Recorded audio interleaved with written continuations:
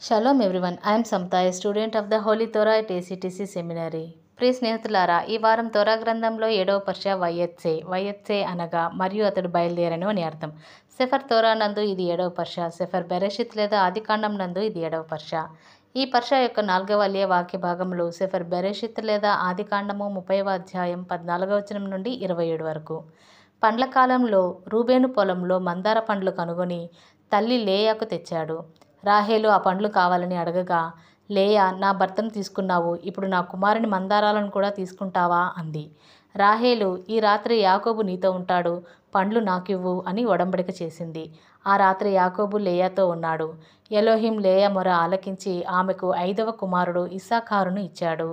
తరువాత ఆమె 6వ కుమారుడు జెబూలూనును కని, ఇప్పుడు నా భర్త నాతో గౌరవంగా నివసిస్తాడు అంది.